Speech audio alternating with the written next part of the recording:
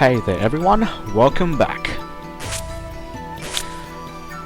Come on computer. Come on. There we go, okay. Off screen, I did a couple of things, mostly to do with Satori. As you can see, I've picked up a few skills. Now, I remember in the last video or so, somewhere back there, I mentioned quickly how to learn moves with Satori. Just to recap, 1. This is your learning skill tree. If you want to have a higher chance of learning skills, invest into this skill tree first. Next. What was it? Okay, right. In order to learn skills, Satori needs to be hit by that move. Now, the important thing to note here is that she only has one chance to learn that one particular move that Satori gets hit by per battle. In other words, if you want to learn, say, Flame. If Satori gets hit by Flame in a battle, and she doesn't learn it there, run away from the battle, and then go re-enter that battle. Just keep doing it until Satori learns the move. Now, you should also note that there are some moves that Satori can learn but have a level requirement. I will put like a table, or an Excel sheet rather, in the video description. It's basically a translated version of what's on the Japanese wiki, which was translated by some person on Push. So yeah, I'm just passing that information on. Now, for the next area, I am going to use a rather different team for this area than I usually do, and I will see how it goes. As you can see here, I'm using Satori, Yomu, Patchouli, Reimu, and Mako, and my commander is Byakuran. I'll get to that in a second. Okay, with Satori, I have the one that increases cast speed, as you can see here, and then I packed it with plus 15 speed, plus 15 induction, and plus 4 agility. Next, Yomu. As you can see here, I'm still using an axe, because, well, I won't be using it for that long to be quite honest, but anyway. As you can see here, I have armor, just with high defense, and then I have immunity to poison, immunity to paralysis, and plus 10 physical attack. For Patchouli, I'm using the rod that gives me plus 20% in fire damage,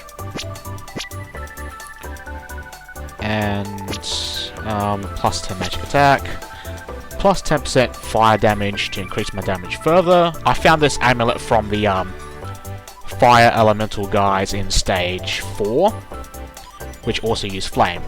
As I said, I was trying to get flame for Satori. I happened to find this amulet, so yeah. And this is to prevent silence. Reimu, I just gave her the strongest rod I had that increases magic attack. And then I just need to concentrate on her defense, status resistance, and immunity to petrification. Well, close to immunity. Very high resistance to immunity. I mean, high resistance to petrification. Wow. I am doing a real bad job today. It's been a while. But yeah, petrification protection, very important. Very, very important. As you can see with Mako, I'm using the Butcher here that I found in stage 7, but you can just do whatever the hell you like. I'm just using this because there are some enemies that are really annoying, but are also weak to spear attacks, which is why I'm using it. And as you can see, I also have 15 accuracy, 10 magic defense for some reason, and some resistance against sleep, paralysis, and petrification, because, yeah, I need that. And as Byakuran, well, she's my commander, so her equipment doesn't matter. Skill trees. As you see with Satori here, I invested 7 points into the learning skill tree, because at 7 points, she gets an increase in casting speed on her learned attacks, which is very important because some of the enemies here are very quick. And then I pumped the rest of my points into this skill tree, which is for status infliction. And the rest of the points went to here for more MP. Okay, next character, Yomu. I'm still going to be running the Asura stance skill tree because it hits the spell cards and skills associated with the skill tree are also have a small AoE effect, which is very useful for random battles. And I put some points into here for accuracy, because axes don't have a lot of accuracy. But that doesn't matter that much. Patchouli. Standard patchouli. Invest points into these 3 skill trees, you should be fine. If you need more details, look up the English wiki, which I'll now put in the video description from now on. Ramu. Put 20 points into here because I want the plus 1000% cast speed in her barrier type spells. This also increases my damage in needle attacks, which is very helpful. And then some points into here to decrease cooldown, and points into here to increase damage. McCall. Some points into spear for extra attack. Lots of points into here because at 16 points, this gives me a plus 25% casting speed on physical attacks. So even though McCall might not be as fast as other characters, her casting speed is pretty high right now, so she'll most likely go maybe second compared to everyone, or second person to take her turn. Then some points into HP. Byakuran, since she's the commander, just invest some points to get bombs. So let's put some points here to get bombs, and you're pretty much done. Okay, that's settled. Formation. I'm just using this formation here because this gives me a bonus in induction, because I'm running Satori. And with my Satori, I learnt some basic single target elemental spells here. I have water, lightning, and fire, mostly because I want maybe some attack damage or whatever. I learnt these single target spells from the fairy enemies that you've encountered previously in various areas. Very easy to learn. Now, I learnt flame from the fire elementals of stage 4, so yeah, not really necessary, but I learnt it by chance. This attack, Mind Flare.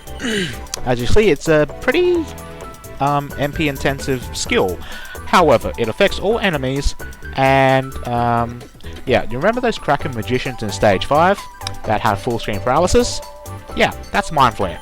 Yeah, I learnt it. Yeah, I'm going to be an asshole and use it on the enemies instead, because it's time for some revenge. So basically, my Satori's going to be running Mind Flare on the first turn, and then, because of the plus cast speed, she'll go first. Hopefully it will paralyze everything, and then my other characters can proceed to beat everything down. That is my strategy for this area. You can do it another way, however, which is probably more damage intensive. Basically, if you're because Patchouli has plus cast speed in one of the skill trees, if you invest into that, it was very likely that she'll go first. If not, put on the plus casting speed rod on her, then she'll definitely go first. And then from there, you can have Satori use a chaser skill associated with the element that Patchouli will be using. If you do that, they'll pretty much take out the most dangerous enemies in the area. So yeah, as you can see, we're in the sunflower fields, and it's a very cheerful place, apparently. It's very nice compared to previous areas, I guess. Although it doesn't fit, it's still quite nice. Okay, let's battle. Sunflowers. Okay. These guys don't pose much of a threat, so I'm not going to be using Mind Flare. However, they do have, I do believe it's called Sunburst. And it's basically like Destruction Ray. Remember the eye enemies in like stage 1 or stage 2 that fire that laser? It's basically that, but it's stronger and it's fire based. So yeah.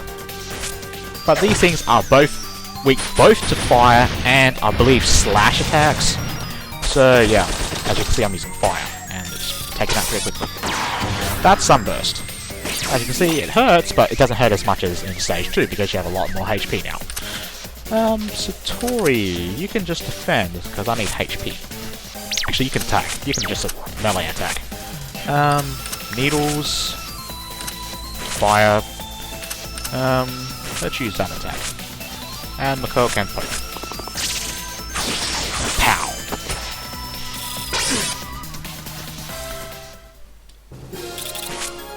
Okay, now the gimmick to this dungeon is that there are 2 colored flowers. You have orange and purple.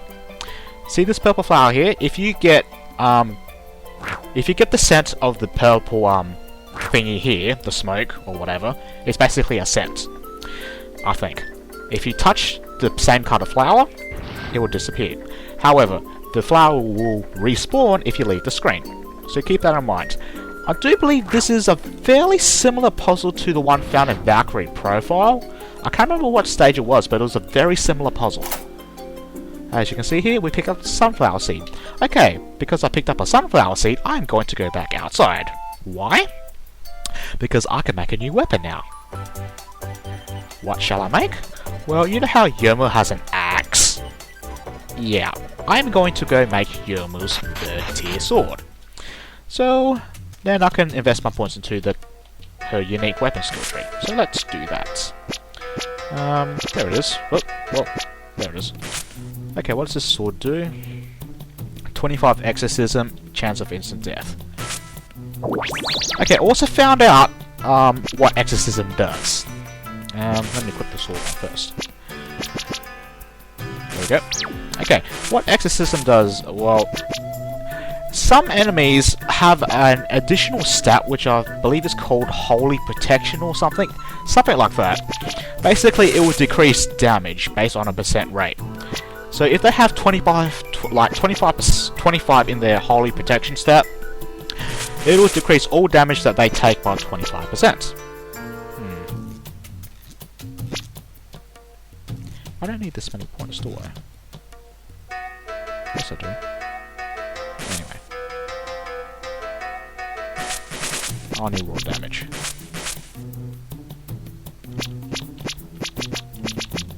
I'll do. Oh, as I was saying, exorcism. Right.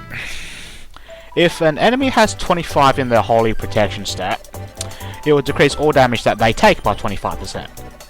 However, if you have an exorcism weapon equipped on, it will decrease that number when you attack. So basically, let's say you have a weapon with an exorcism of 15. If you attack an enemy with an exorcism, holy barrier stat, holy protection stat of 25, and then you attack with a weapon with an exorcism of 15, the total damage decrease will be 10%, which is 25 minus 15. You got that? Hopefully I explained it. If not, I'll put the text description in the video description if people are confused. It's not that important now because there aren't that many enemies with the Holy Protection stat, but there are a couple. But it's more important like at the end game really. So don't be too fussed about it. As you can see, this wolf flap. I just inflicted poison, what the crap?